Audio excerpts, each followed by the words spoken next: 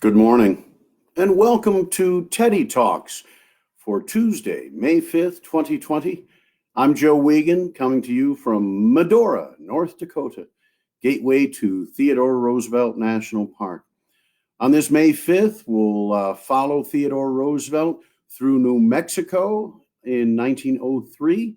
We'll hear from Theodore Roosevelt as well on the War of 1812, the Battle of Oswego, New York, a naval battle transferring to land.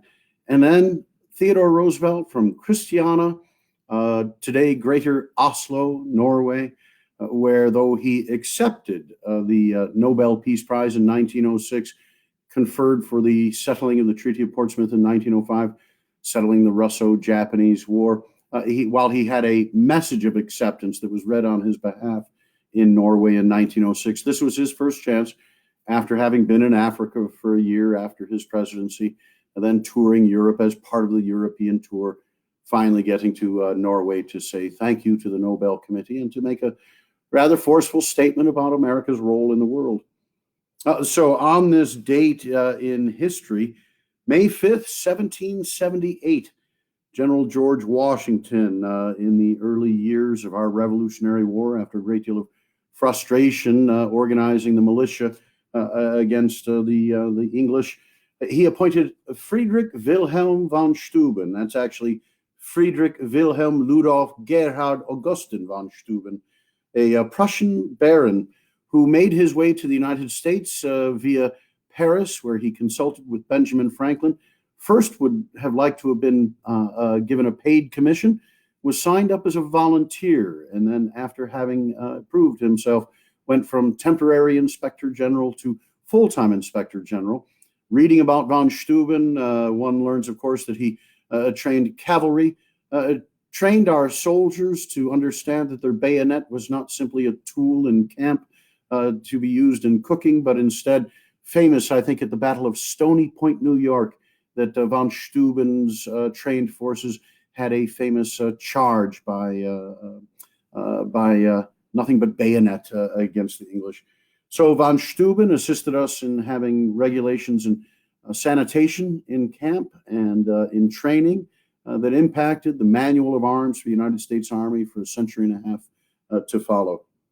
Von Steuben's burial place is in upstate New York, and if you're traveling through that region, stop and be inspired by von Steuben. 1814, the Battle of Fort Ontario, Oswego, New York. We'll return to that with Theodore Roosevelt's writings. Sometimes I like to go back in 19th century history a little bit, just because the vestiges, the impacts of what was written, the dynamics of war and peace in Europe and elsewhere impacted Theodore Roosevelt's knowledge and viewpoint of the world. So on May 5th, 1818, the birth of Karl Marx, German philosopher. Marx and Hegel, famous for the founding of the communist movement, the Communist Manifesto, Das Kapital, written by Karl Marx, born in Trier, Prussia, and died in 1883. May 5th, 1821, the death of Napoleon Bonaparte, the former French military leader and emperor of the French from 1804 to 1814, and again in 1815. He dies in exile on the island of St. Helena, officially from stomach cancer, but rumors of poisoning by arsenic persist.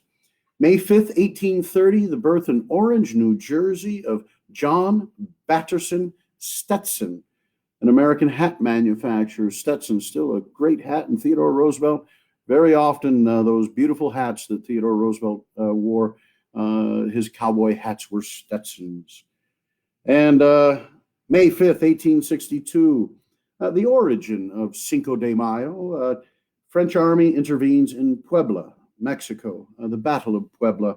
And May 5th, 1864, great deal of, we've probably could do a great deal more about spring offensives in World War I, spring offensives in the Civil War, spring hunting adventures in British East Africa. But this was of particular interest, the Battle of Wilderness in Virginia. On this date, 1864, Union General Alexander Hayes killed in action. Confederate General John M. Jones killed in action. Confederate General Leroy Augustus Stafford mortally wounded.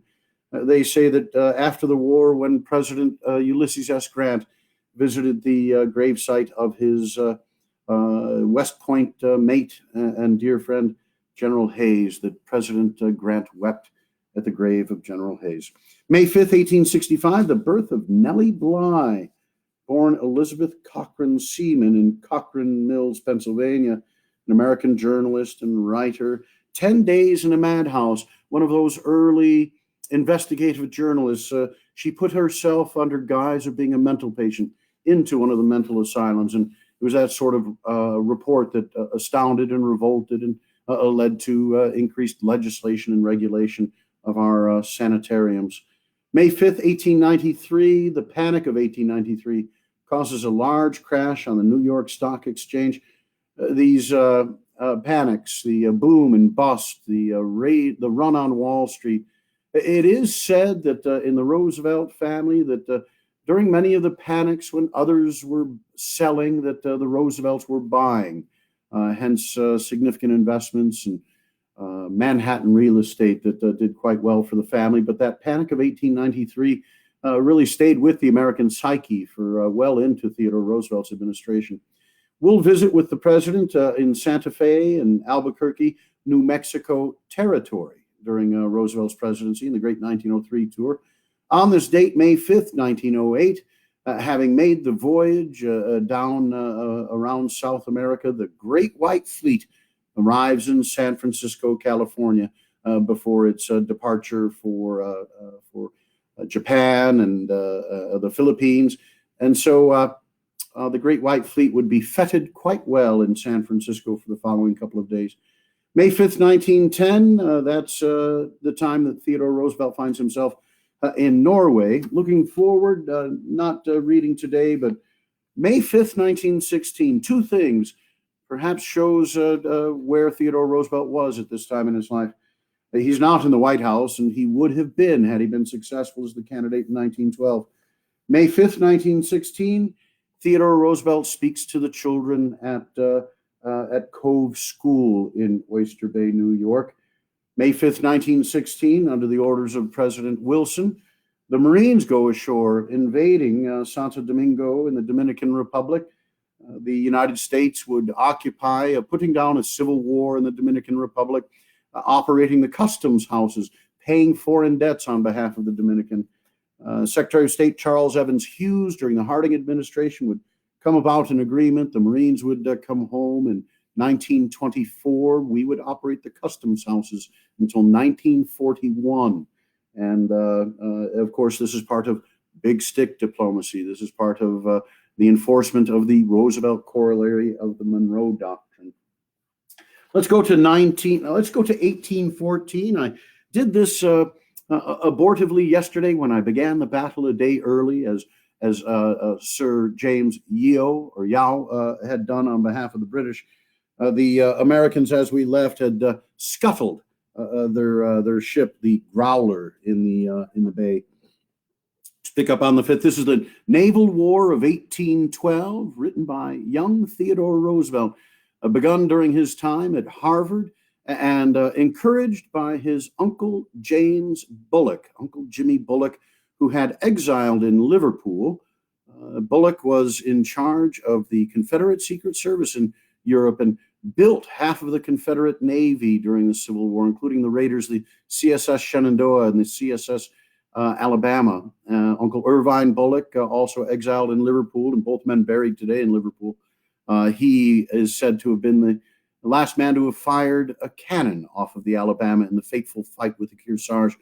Here you get at part of Theodore Roosevelt's fascination with the Navy, his ability to write a compendium that in the first few chapters, he himself said those chapters might be as dry as a dictionary, as he compared the strength of naval vessels, the training of the seamen, the poundage and tonnage of cannons and shot fired and that sort of thing. You'll get a bit of that in his writing here later in the book. This is the battles that occurred on Lake Ontario. Our own Admiral Chauncey. I don't believe Theodore Roosevelt thought very highly of Chauncey's inability to locate the enemy and engage him. We'll catch up on that. On the 5th of May, Yao Yao appeared off Oswego and sent in Captain Collier and 13 gunboats to draw the fort's fire. After some firing between them and the 4 guns mounted in the fort, 2 long 24s, 1 long 12, and 1 long 6, the gunboats retired. The next day, the attack was seriously made. The Princess Charlotte, Montreal, and Niagara, those are the British ships, they engaged the batteries, while the Charwell and Star scoured the woods with grape to clear them of the militia. The debarkation of the troops was superintended by Captain O'Connor, and until it was accomplished, the Montreal sustained almost the whole fire of the fort, being set on fire 3 times and much cut up in hull, masts, and rigging. Under this fire, 800 British troops were landed under Lieutenant Colonel Fisher, assisted by 200 seamen, armed with long pikes under Captain Mulcaster. They moved gallantly up the hill under a heavy fire and carried the fort by assault. Mitchell then fell back unmolested to the falls, about 12 miles above the town, where there was a large quantity of stores, but he was not again attacked. The Americans lost 6 men killed, including Lieutenant Blaney, 38 wounded, and 25 missing, both of these last falling into the enemy's hands.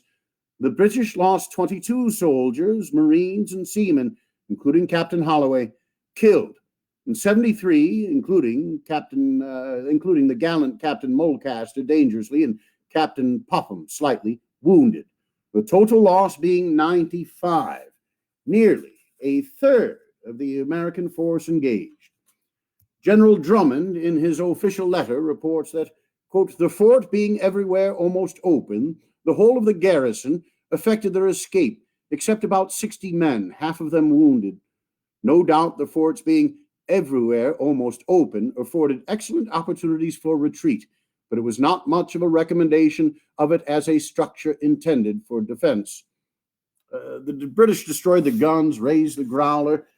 In his critique of Commodore Chauncey, Major General Brown is in charge of the United States Army forces in this region and has been desirous of attacking up into Canada and would need the Navy's cooperation in that effort. And here's a bit of what Roosevelt has to say about that.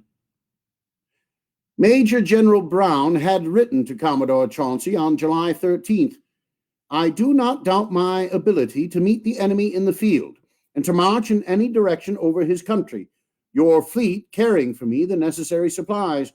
We can threaten Forts George and Niagara and carry Burlington Heights and York and proceed direct to Kingston and carry that place. For God's sake, let me see you. Sir James will not fight. To which Chauncey replied, I shall afford every assistance in my power to cooperate with the army whenever it can be done without losing sight of the great object for the attainment of which this fleet has been created, the capture or destruction of the enemy's fleet. But that I consider the primary object. We are intended to seek and fight the enemy's fleet, and I shall not be diverted from my efforts to effectuate it by any sinister attempt to render us subordinate to or an appendage of the army. That is, by any sinister attempt to make him cooperate intelligently in a really well-concerted scheme of invasion. So Theodore Roosevelt's take on Chauncey is, yes, he had this fleet that was created for the purpose of capturing or destroying Yao's fleet, but he didn't do it.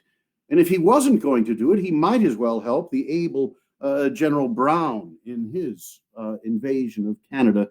I think as well, this gets to the point of young Theodore Roosevelt, who would have greatly desired that the United States take Canada when it was at its advantage to do so in the 19th century.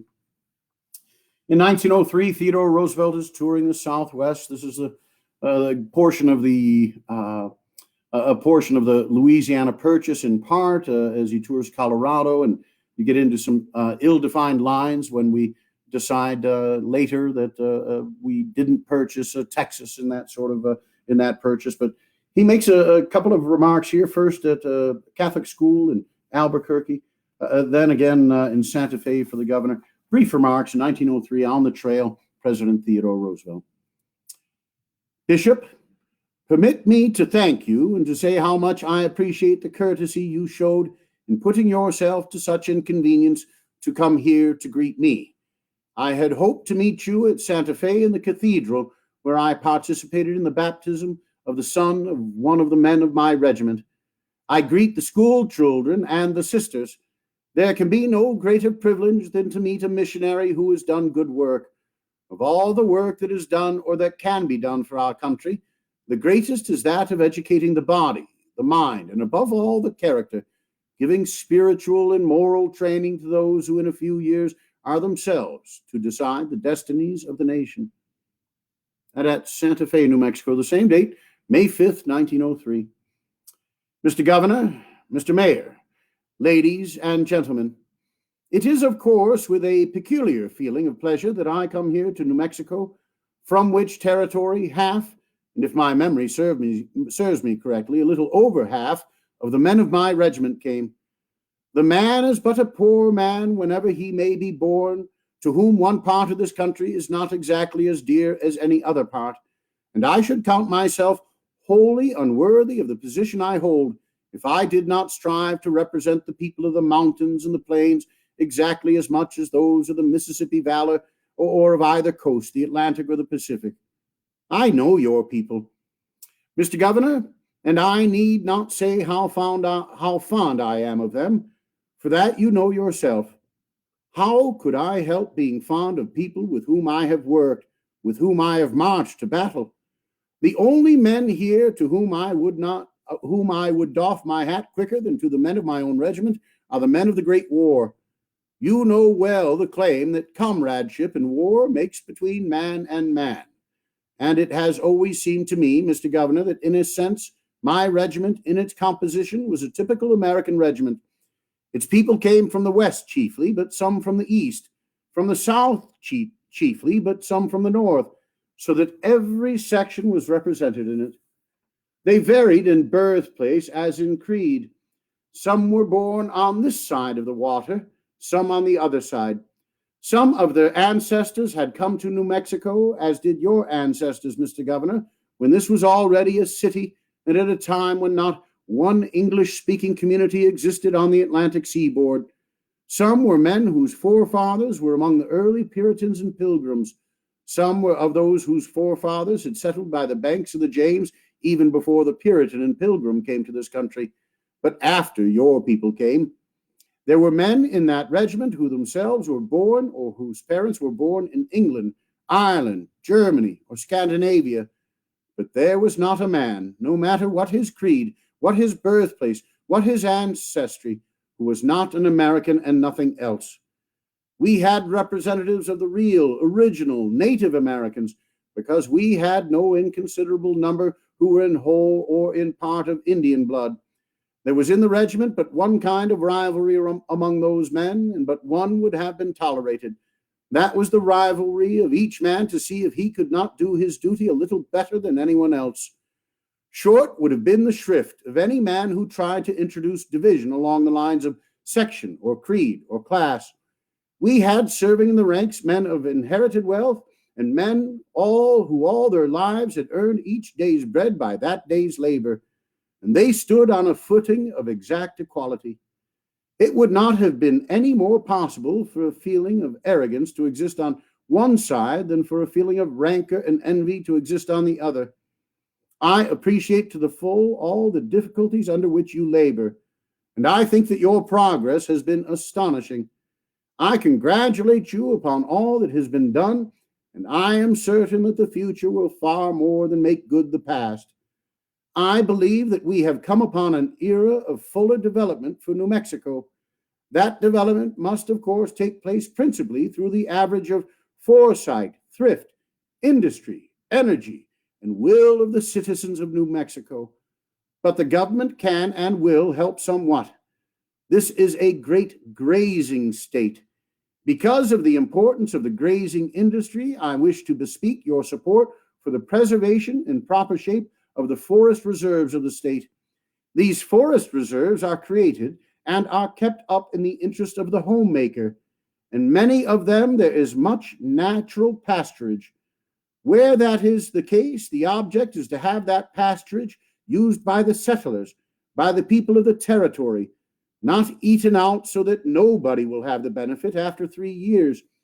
I want the land preserved so that the pasturage will do, not merely for a man who wants to make a good thing out of it for 2 or 3 years, but for the man who wishes to see it preserved for the use of his children and his children's children. That is the way to use the resources of the land. I build no small hope upon the aid that, under the wise law of Congress, will ultimately be extended to this as to other states and territories in the way of governmental aid to irrigation. Irrigation is, of course, to be in the future well nigh the most potent factor in the agricultural development of this territory, and one of the factors which will do most toward bringing it up to statehood. Nothing will count more than development of that kind in bringing the territory in as a state. That is the kind of development which I am most anxious to see here, the development that means permanent growth in the capacity of the land, not temporary, not the exploiting of the land for a year or two at the cost of its future impoverishment, but the building up of farm and ranch in such a shape as to benefit the homemaker, whose intention it is that this territory of the present, this state of the future, shall be a great state in the American Union. Theodore Roosevelt in Albuquerque, Santa Fe, New Mexico, on this date in 1903. And now with a bit of a sprint to the finish, but it is a sprint that will take a little bit of listening. 2 speeches, May 5th, 1910 in Norway. If you believe Theodore Roosevelt, he said that his heart just about failed him when he understood he had to make a second speech. So the first on international peace, an address at the National Theatre in Oslo, Norway. The latter speech delivered in an evening banquet setting, I believe. So perhaps the first remarks are the ones to which we should pay the greatest attention for the fact that Theodore Roosevelt traveled with these thoughts in mind for quite a while, and may have actually had a good deal of this speech written before departing for Africa, if I know my Teddy. International peace. May 5th, 1910, address, the National Theatre in Oslo, Norway. It is with peculiar pleasure that I stand here today to express the deep appreciation I feel of the high honor conferred upon me by the presentation of the Nobel Peace Prize. The gold medal which formed part of the prize I shall always keep, and I shall hand it on to my children as a precious heirloom. The sum of money provided as part of the prize by the wise generosity of the illustrious founder of this world-famous prize system, I did not, under the peculiar circumstances of the case, feel at liberty to keep. I think it eminently just and proper that in most cases the recipient of the prize should keep for his own use the prize in its entirety. But in this case, while I did not act officially as President of the United States, it was nevertheless only because I was president that I was enabled to act at all. And I felt that the money must be considered as having been given me in trust for the United States. I therefore used it as a nucleus for a foundation to forward the cause of industrial peace, as being well within the general purpose of your committee. For in our complex industrial civilization of today, the peace of righteousness and justice, the only kind of peace worth having, is at least as necessary in the industrial world as among the nations. There is at least as much need to curb the cruel greed and arrogance of part of the world of capital, to curb the cruel greed and violence of part of the world of labor, as to check a cruel and unhealthy militarism in international relationships. We must ever bear in mind that the great end in view is righteousness, justice as between man and man, nation and nation, the chance to lead our lives on a somewhat higher level with a broader spirit of brotherly goodwill one for another. Peace is generally good in itself, but it is never the highest good unless it comes as the handmaid of righteousness, and it becomes a very evil thing if it serves merely as a mask for cowardice and sloth, or as an instrument to further the ends of despotism or anarchy. We despise and abhor the bully, the brawler, the oppressor, whether in private or public life. But we despise no less the coward and the voluptuary. No man is worth calling a man who will not fight rather than submit to infamy or see those that are dear to him suffer wrong. No nation deserves to exist if it permits itself to lose the stern and virile virtues, this without regard to whether the loss is due to the growth of a heartless and all-absorbing commercialism, to prolonged indulgence in luxury and soft, effortless ease, or to the deification of a warped and twisted sentimentality. Moreover, and above all, let us remember that words count only when they give expression to deeds, or are to be translated into them. The leaders of the Red Terror prattled of peace while they steeped their hands in the blood of the innocent, and many a tyrant has called it peace when he has scourged honest protest into silence. Our words must be judged by our deeds, and in striving for a lofty ideal, we must use practical methods. And if we cannot attain all at one leap, we must advance towards it step by step, reasonably content so long as we do actually make some progress in the right direction. Now, having freely admitted the limitations of our work and the qualifications to be borne in mind, I feel that I have the right to have my words taken seriously when I point out where, in my judgment, great advance can be made in the cause of international peace. I speak as a practical man, and whatever I now advocate, I actually tried to do when I was for the time being the head of a great nation and keenly jealous of its honor and interest. I ask other nations to do only what I should be glad to see my own nation do. The advance can be made along several lines. First of all, there can be treaties of arbitration. There are, of course, states so backward that a civilized community ought not to enter into an arbitration treaty with them, at least until we have gone much further than at present in securing some kind of international police action. But all really civilized communities should have effective arbitration treaties among themselves. I believe that these treaties can cover almost all questions liable to arise between such nations, if they are drawn with the explicit agreement that each contracting party will respect the other's territory and its absolute sovereignty within that territory, and the equally explicit agreement that, aside from the very rare cases where the nation's honor is vitally concerned, all other possible subjects of controversy will be submitted to arbitration. Such a treaty would ensure peace unless one party deliberately violated it. Of course, as yet, there is no adequate safeguard against such deliberate violation, but the establishment of a sufficient number of these treaties would go a long way towards creating a world opinion which would finally find expression in the provision of methods to forbid or punish any such violation. Secondly, there is the further development of the Hague Tribunal, of the work of the conferences and courts at The Hague. It has been well said that the first Hague Conference framed a Magna Carta for the nations. It set before us an ideal which has already, to some extent, been realized, and towards the full realization of which we can all steadily strive. The second conference made further progress. The third should do yet more. Meanwhile, the American government has more than once tentatively suggested methods for completing the Court of Arbitral Justice, constituted at the Second Hague Conference, and for rendering it effective. It is earnestly to be hoped that the various governments of Europe, working with those of America and of Asia, shall set themselves seriously to the task of devising some method which shall accomplish the result. If I may venture the suggestion, it would be well for the statesmen of the world, in planning for the erection of this World Court, to study what has been done in the United States by the Supreme Court.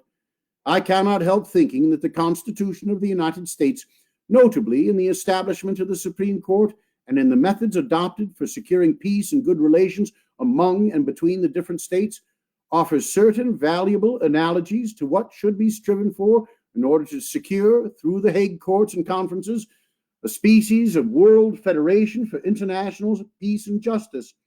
There are, of course, fundamental differences between what the United States Constitution does and what we should even attempt at this time to secure at The Hague. But the methods adopted in the American Constitution to prevent hostilities between the states and to secure the supremacy of the federal court in certain classes of cases are well worth the study of those who seek at The Hague to obtain the same results on a world scale. Finally, it would be a masterstroke if those great powers honestly bent on peace would form a League of Peace, not only to keep the peace among themselves, but to prevent, by force if necessary, its being broken by others. The supreme difficulty in connection with developing the peace work of The Hague arises from the lack of any executive power, of any police power to enforce the decrees of the court. In any community of any size, the authority of the courts rests upon actual or potential force, on the existence of a police, or on the knowledge that the able-bodied men of the country are both ready and willing to see that the decrees of judicial and legislative bodies are put into effect. In new and wild communities where there is violence, an honest man must protect himself, and until other means of securing his safety are devised, it is both foolish and wicked to persuade him to surrender his arms while the men who are dangerous to the community retain theirs.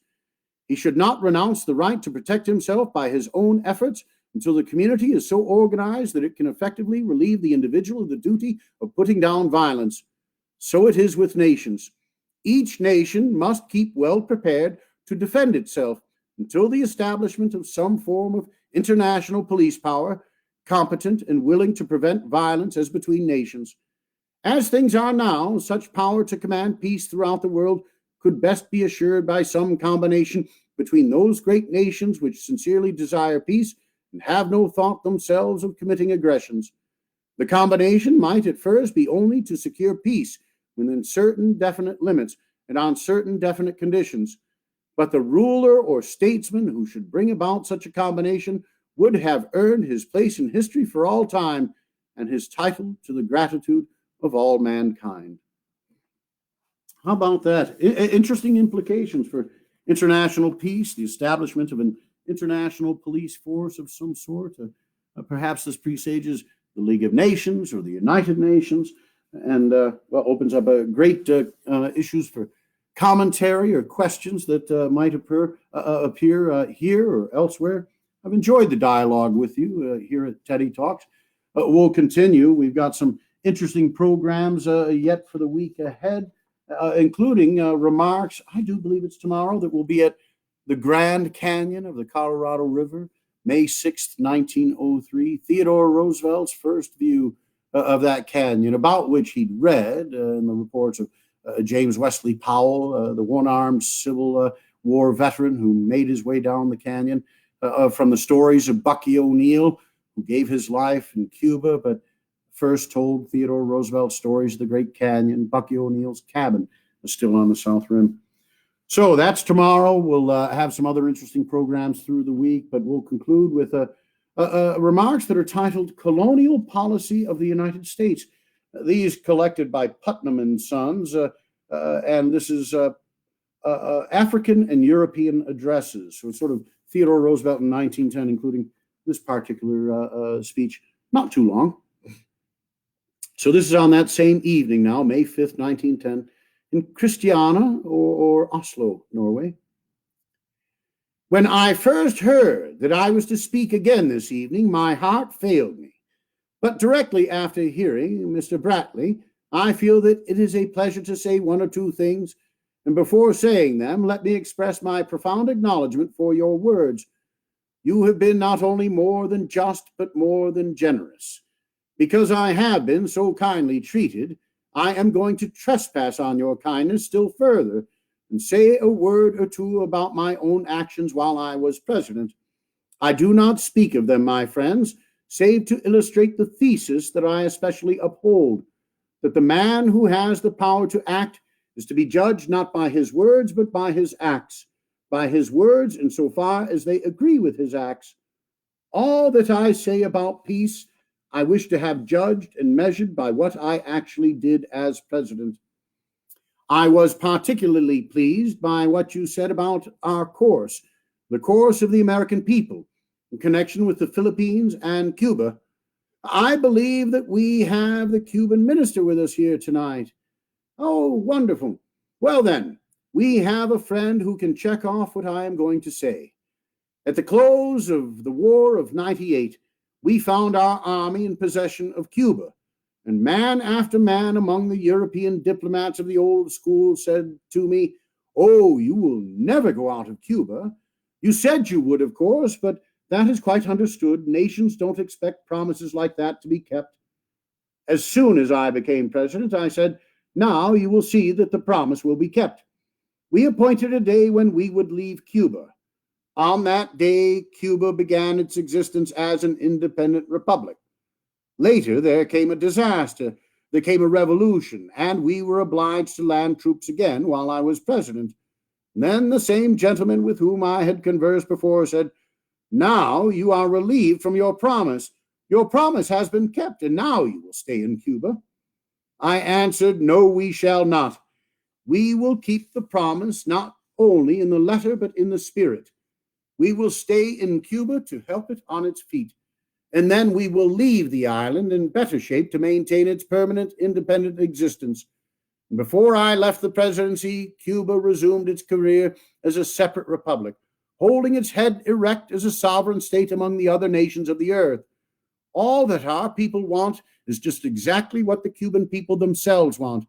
That is a continuance of order within the island, and peace and prosperity, so that there shall be no shadow of an excuse for any outside intervention. We acted along the same general lines in the case of San Domingo. We intervened only so far as to prevent the need of taking possession of the island. None of you will know of this, so I will just tell you briefly what it was that we did. The Republic of San Domingo in the West Indies had suffered from a good many revolutions. In one particular period, when I had to deal with the island while I was president, it was a little difficult to know what to do, because there were two separate governments in the island and a revolution going on against each.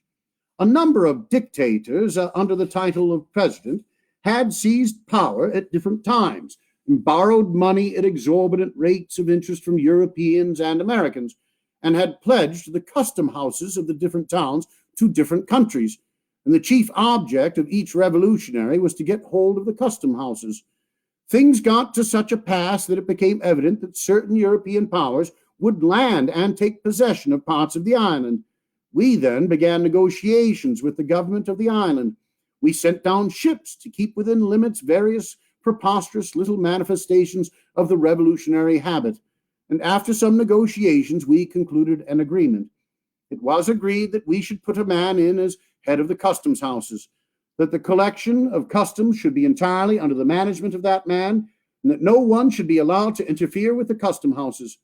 Revolutions could go on outside them without interference from us, but the custom houses were not to be touched. We agreed to turn over to the San Domingo government 45% of the revenue, keeping 55% as a fund to be applied to a settlement with the creditors. The creditors also acquiesced in what we had done, and we started the new arrangement. I found considerable difficulty in getting the United States Senate to ratify the treaty, but I went ahead anyhow and executed it until it was ratified. Finally, it was ratified, for the opposition was a purely factious opposition, representing the smallest kind of politics with a leaven of even baser motive. Under the treaty, we have turned over to the San Domingo government 45% of the revenues collected, and yet we have turned over nearly double as much as they ever got when they collected it all themselves. In addition, we have collected sufficient to make it certain that the creditors will receive every cent to which they are entitled. It is self-evident, therefore, that in this affair we gave a proof of our good faith. We might have taken possession of San Domingo. Instead of thus taking possession, we put into the custom houses one head man and half a dozen assistants to see that the revenues were honestly collected, and at the same time served notice that they should not be forcibly taken away. And the result has been an extraordinary growth of the tranquility and prosperity of the islands, while at the same time the creditors are equally satisfied, and all danger of outside interference has ceased. That incident illustrates two things. First, If a nation acts in good faith, it can often bring about peace without abridging the liberties of another nation. Second, our experience emphasizes the fact, which every peace association should remember, that the hysterical sentimentalist for peace is a mighty poor person to follow. I was actually assailed right and left by the more extreme members of the peace propaganda in the United States for what I did in San Domingo. Most of the other professional peace advocates took no interest in the matter or were tepidly hostile, however. I went straight ahead and did the job. The ultra-peace people attacked me on the ground that I had declared war against San Domingo, the war taking the shape of the one man put in charge of the custom houses. This will seem to you incredible, but I am giving you an absolute accurate account of what occurred. I disregarded those foolish people, as I shall always disregard sentimentalists of that type when they are guilty of folly. At the present, we have comparative peace and prosperity in the island, in consequence of my action and of my disregard of these self-styled advocates of peace. The same reasoning applies in connection with what we did at the Isthmus of Panama and what we are doing in the Philippines. Our colonial problems in the Philippines are not the same as the colonial problems of other powers. We have in the Philippines a people mainly Asiatic in blood, but with a streak of European blood and with the traditions of European culture, so that their ideals are largely the ideals of Europe. At the moment when we entered the islands, the people were hopelessly unable to stand alone. If we had abandoned the islands, we should have left them a prey to anarchy for some months, and then they would have been seized by some other power, ready to perform the task that we had not been able to perform. Now I hold that it is not worthwhile being a big nation if you cannot do a big task. I care not whether that task is digging the Panama Canal or handling the Philippines. In the Philippines, I feel that the day will ultimately come when the Philippine people must settle for themselves whether they wish to be entirely independent or in some shape to keep up a connection with us. That day has not yet come. It may not come for a generation or two. One of the greatest friends that liberty has ever had, the great British statesman Burke, said on one occasion that there must always be government, and that if there is not government from within, then it must be supplied from without. A child has to be governed from without, because it has not yet grown to a point when it can govern itself from within. And a people that shows itself totally unable to govern itself from within must expect to submit to more or less of government from without, because it cannot continue to exist on other terms. Indeed, it cannot be permanently to exist as a source of danger to other nations. Our aim in the Philippines is to train the people so that they may govern themselves from within. Until they have reached this point, they cannot have self-government. I will never advocate self-government for a people so long as their self-government means crime, violence, and extortion, corruption within, lawlessness among themselves and towards others. If that is what self-government means to any people, then they ought to be governed by others until they can do better. What I have related represents a measure of practical achievement in the way of helping forward the cause of peace and justice, and of giving to different people freedom of action according to the capacities of each. It is not possible, as the world is now constituted, to treat every nation as one private individual can treat all other private individuals, because as yet there is no way of enforcing obedience to law among nations as there is amongst private individuals. If in the streets of this city a man walks about with the intent to kill somebody, if he manages his house so that it becomes a source of infection to the neighborhood, the community, with its law officers, deals with him forthwith. That is just what happened at Panama. And as nobody else was able to deal with the matter, I dealt with it myself on behalf of the United States government. And now the canal is being dug, and the people of Panama have their independence and a prosperity hitherto unknown in that country. In the end, I firmly believe that some method will be devised by which the people of the world as a whole will be able to ensure peace as it cannot now be ensured. How soon that end will come, I do not know. It may be far distant. And until it does come, I think that while we should give all the support that we can to any possible feasible scheme for quickly bringing about such a state of affairs, Yet we should meanwhile do the more practicable, though less sensational things. Let us advance step by step. Let us, for example, endeavor to increase the number of arbitration treaties and enlarge the methods for obtaining peaceful settlements. Above all, let us strive to awaken the public international conscience, so that it shall be expected, and expected efficiently, of the public men responsible for the management of any nation's affairs, that those affairs shall be conducted with all proper regard for the interests and well-being of other powers, great or small. That's Theodore Roosevelt, the evening of May 5th, 1910, in Kristiania, Norway. They say the crowds in Europe were enormous to see Theodore Roosevelt, the former president of this great republic. Thanks for being with us here on Teddy Talks. Happy Cinco de Mayo. Be safe. Godspeed, all our doctors, nurses, and responders. We'll see you here tomorrow, May 6th, celebrating Theodore Roosevelt at the Grand Canyon, May 6th, 1903. Goodbye. Good luck.